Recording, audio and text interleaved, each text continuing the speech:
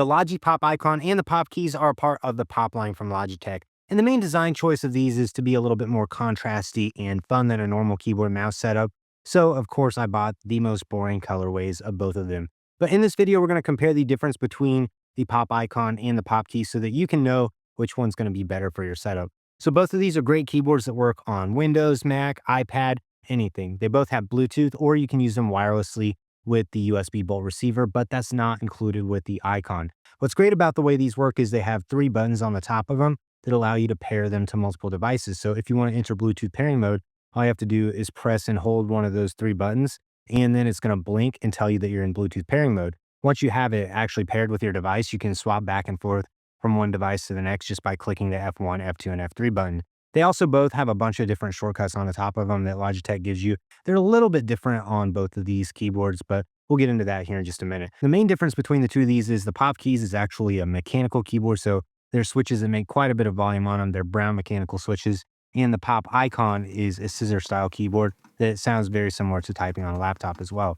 Also on the Pop Keys, it has emoji buttons on the side that you can swap out as you please. On the Pop Icon, there are buttons on the side as well, but they're not emoji buttons. They're just a couple of action buttons, and they also can do things like home and page up and page down. But on all the emoji buttons, you can also use Logitech software to reprogram what that does. You can also reprogram all the other function buttons from F4 all the way to F12. And then on the Pop Icon, it's also F4 to F12 as well. But what I love about the Pop Icon is it has brightness buttons on the side of it, and you don't get those buttons on the Pop Keys. One other thing you will notice is the Pop Keys sits up a little bit higher than the Pop Icon does. So I find both of these to be very comfortable to type on, although since the Pop is a mechanical and the Icon is scissor style, the typing experience is quite different. The Pop Icon is a lot faster and it's quieter as well than the Pop Mechanical keyboard is. So let's go ahead and do a typing test of both of these.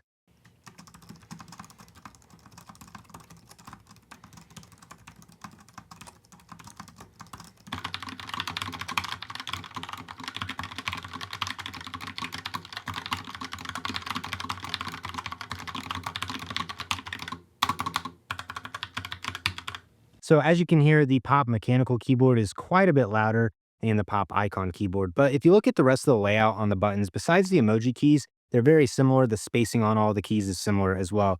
But the Pop Keys has a more glossy feel to the keys. They're also rounded too, which takes a little bit to get used to, but it's a surprisingly comfortable and fast keyboard. But the Pop Icon keys has just a little bit of texture to each of the keys.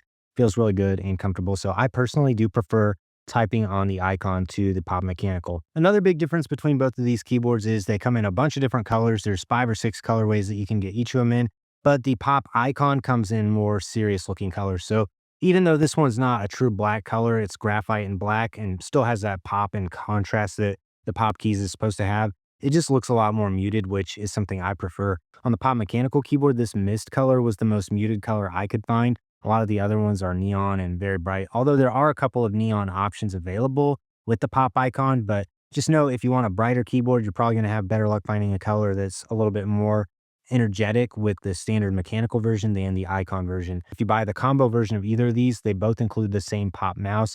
It has a scroll wheel on the top. It's very comfortable, really like that. You can also customize what clicking the scroll button does, and there's also a button below the scroll wheel that you can customize as well. I do find this mouse feels a little bit shallow for my taste. I wish it was a little bit bigger and more comfortable, but you really can't complain too much about this mouse because it still gives you the ability to pair it to multiple devices as well. It has really good battery life on it. You get about 24 months of battery life on the mouse, and you get about 36 months of battery life on either of the keyboards, and they both just use 2 AAA batteries. So we can't have a good comparison without talking about price. The mechanical version retails for $100, and the Icon version retails for $50.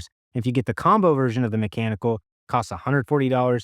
The combo version of the Icon costs $70. So you get way more value with the Icon set than you do with the Pop Mechanical set. And again, this one is just going to be way more quiet than the mechanical one. And also, it is a little bit more fun than a normal keyboard and mouse set because of the added contrast, the pop that the keys is known for.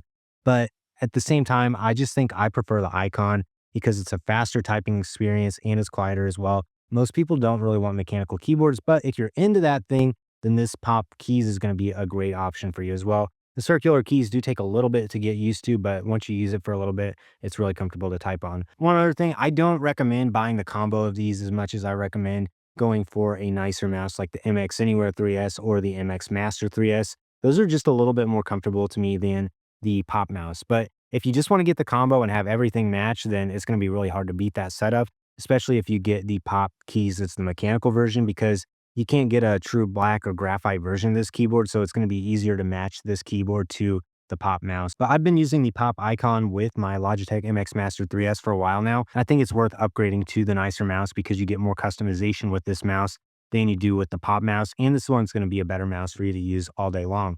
Really, either of these keyboards are good enough that you can use them all day long. They're both very comfortable, very accurate to type on, and I highly recommend both of them. But just go for the Pop Icon if you want to have the scissor style keys and also the brightness buttons that are built into it. Buy the Pop Mechanical if you want the brighter colors and if you want to have that typewriter look and feel. If you have any other questions about either of these two keyboards, leave a comment down below. I'll do my best to answer them. Like this video, subscribe to the channel so you don't miss out on any upcoming content. If you're interested in buying either of these keyboards or my favorite mouse options, I have links to buy in the description below.